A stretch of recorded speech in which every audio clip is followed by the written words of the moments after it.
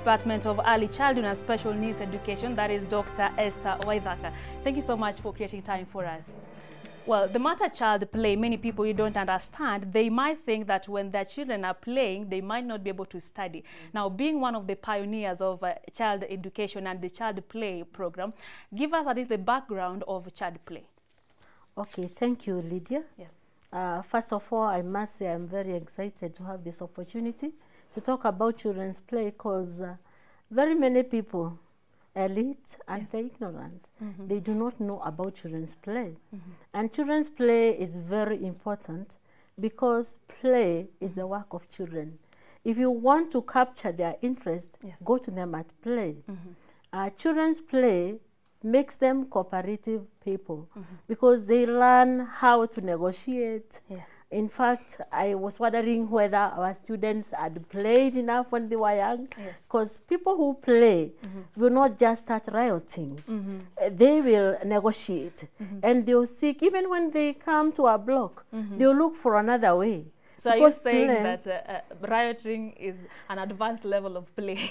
Not really. I'm saying it is a consequence of not having played enough. Wow.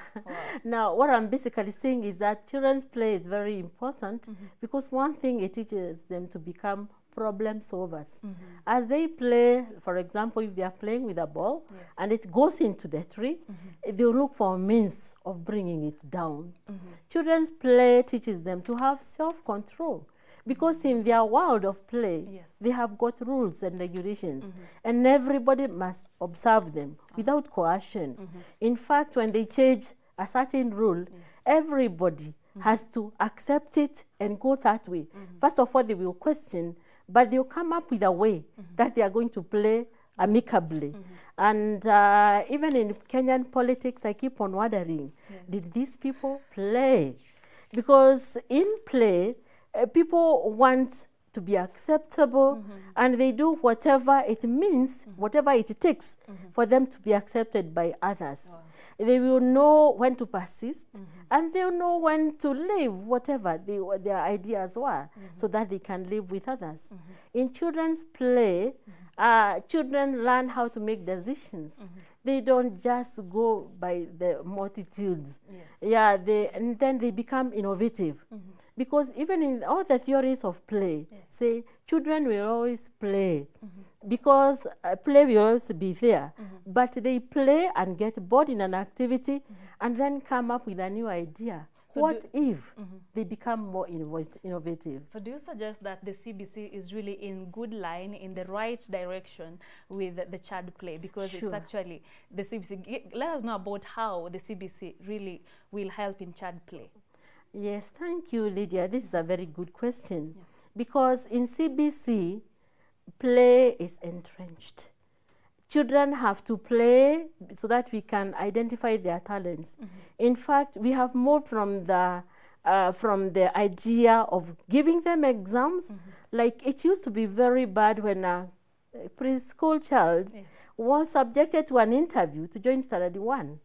Because what it means, this child does not know what an exam is, what an interview is, and then a child is taken to a new school facing a stranger and is told to count 1 to 50 so that the person knows whether this child can count.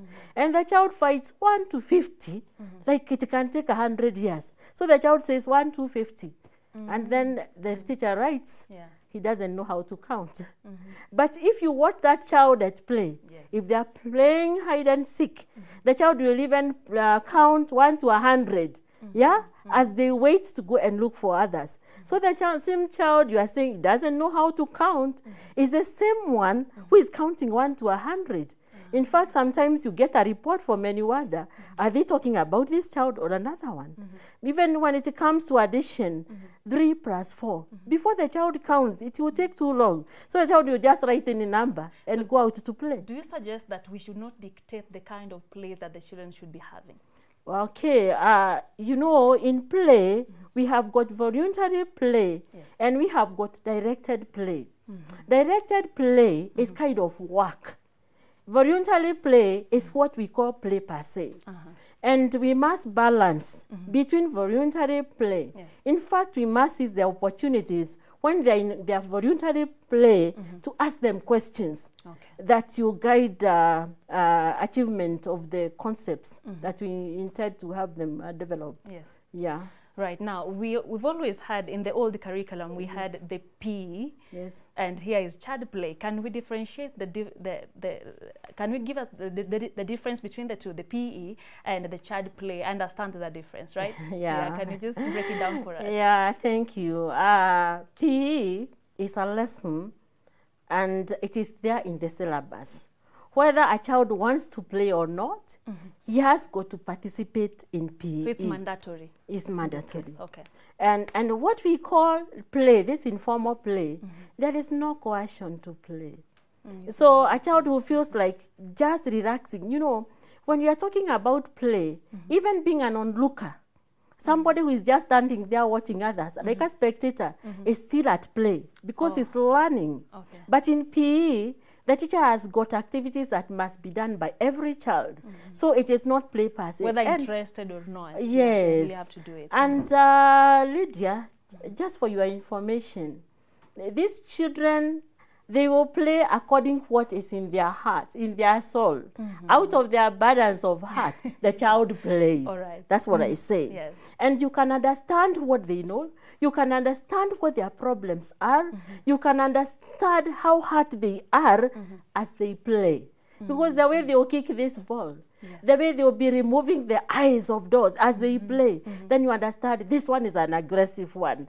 I must let her know or him know that when you remove the eyes, somebody feels pain. Because these children, until they are about 6 years, they have got a limitation we call animism. They think that everything that exists has got life. So when they are removing eyes from a doll, that's what they would have done if you had left them with a child. Cooking peppers.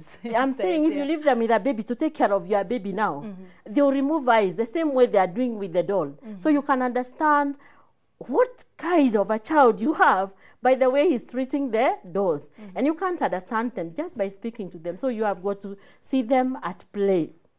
And as they play, they learn to persist in tasks. You know, in mathematics, I don't know whether you remember what you are taught about board mass, where you've got to remove the brackets, then of blah, blah, blah. Then in play, children follow the steps and they learn to persist in tasks. Play, you teach them to be workers because play, as I said earlier, is the work of children. A child who is not playing is not working.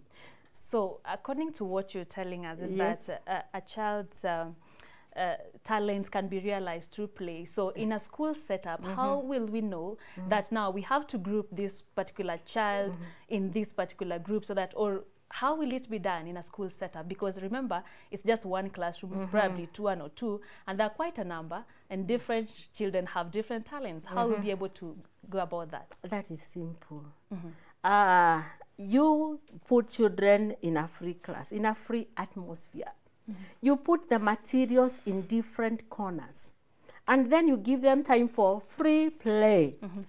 Children who like drawing, you go pick the papers, the colors. Children who like constructing, the engineers in the making, they'll take the maize cobs and the bottle tops, and they are very busy. So teachers really have to check out who picks what? Yes, that's what we are talking about. And do you think our schools are really equipped enough to handle such cases? Okay, they could be. Recently, last week, we had a conference in the School of Education, and my paper was on implementation of CBC. So I went to some schools in Roiro sub-county, and teachers had many issues, especially the teachers in public schools. Some of them are handling 70 children. And then they were telling me that they have never heard some voices in the class. And yet, you're supposed to identify who is a musician, who has got an ear for music. So how do you think they should go about that? I think one thing, the parents must come in also. They must come and share with the teachers what children are doing at home, because the teacher has got 70, the parent has got only 1 child or 3 or 4. So it takes a parent to identify the child talent and then tell the teacher. It is very important for collaboration between the parents and teachers so that they can share what the child is doing, and then the teacher will build on whatever the child is interested in. That is, in those schools where there are very many children. In schools, in private schools, they have got about 20, 25. The teacher can identify them, but still, she has got to liaise with the parents because what is being done at school must be continued at home. And are you really confident with our teachers' training? Are they trained well enough to enable them handle such cases? That one now. I have a problem with the teaching profession. In fact, the question I asked in that conference was, are we in Kenya ready to take the teacher to the level where he or she belongs? Because in most of the industrialized countries, you realize that the teachers of young children are the most qualified. The people who pass their exams, the people who are very creative. Right now in Kenya, we have very many people who say they just went to teaching because they didn't have anything else. Lydia, I must tell you, me, I'm a teacher by choice. I have taught in all levels. I like teaching. I have taught in kindergarten. I have taught in high school. You started from kindergarten and now you're a lecturer. I started from high school. Mine has been up, down. I started from high school, primary, kindergarten, teachers college, and now at the university. So you've gone through the process. I am a teacher and I love it. So you've realized that we're really not equipped enough, training wise. We're not really trained. We are not taking the best. In fact, if teachers would be paid the same salaries as we are paying the engineers, you know, there are some engineers who could be wonderful teachers. But because now they can only bring, you have their bread buttered and they go for engineering, they go to engineering. So in short, really government should look into the salary of teachers. To yes. Yeah, that is something I've always said. If we want to change Kenya, if we want to realize Vision 2030, we have got to give children the best. So these people who are getting A's because of their creativity, I'm not talking about the people who have been drilled, because for drilling now, they won't have much to offer. But people who are very creative should be taken to teach the young children, and then they are paid the best salaries. In fact, you've tried people running there. I keep on saying I would do very well with very young children, but now, how do I get my bread buttered? So it's about the salary It's issue. about, We hope the government will look into that now. It is my prayer. What's the future of child play? Because right now, when students are being admitted, or rather are being registered in the universities, you find that the number that are taking this particular course is actually decreasing. Do you see the future of child play, the teachers who will direct children in it? Do you think we have a future with it, really? In the class, like now in my first year class. How many are there? There are 37. And I asked them why, because I teach them social interaction in early childhood. I was asking them why they joined the course. They said they love working with the children, and they had passed their exam. So I believe when they see whatever is happening with these ones, many people will aspire to become teachers of young children. And that is... Wow. Okay. So how would you advise parents? Because at one point, child play might be looked as destructive, because at times you allow children to play and then they will destroy whatever's in the house. What will you tell parents in that case? You know, once you choose to become a parent, you must be ready to pay for it. Now, you know, a child is initiative. He will pick anything. If they come to this room, they'll dismantle everything. If you don't want to touch them, then you keep them out of their reach. But then you must give them materials to play with.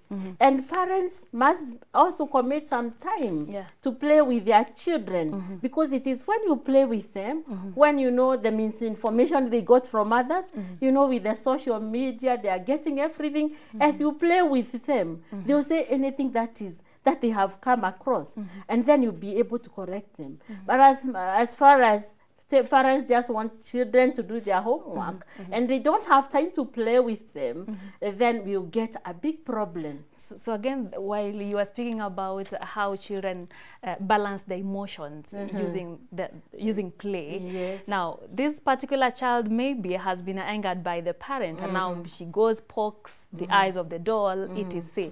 Now, what mode of punishment can really parents use in this case? In case a child is playing, but it doesn't look like really a good play, some parents end up punishing them, what mode of punishment should they really adopt? You encourage, you know, we talk about negative reinforcement. Negative reinforcement is ignoring anything bad that children are doing as long as it is not causing any harm.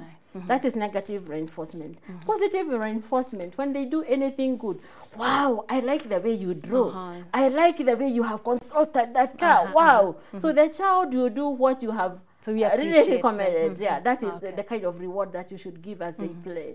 Yeah. And if they do something wrong, how do we go about it? If it's something that, like, if they dismantle something that is not supposed to be dismantled, you make them assemble it. You make them remain there. Mom, I can't do it. No, but you are the one who removed it. So you don't just start beating them up? Yeah, if you beat them up, there's nothing you are doing. You are losing it. Wow. Yes. Thank you very much, Professor. I hope our parents have really learned on how to go about this particular matter. Thank you for joining us. Oh, that's all you needed? Yeah. We hope to have you again because of time. Okay. We will have you again. It will be my pleasure. All right, now that is Dr. Esther Waithaka from Kenyatta University joining us right there.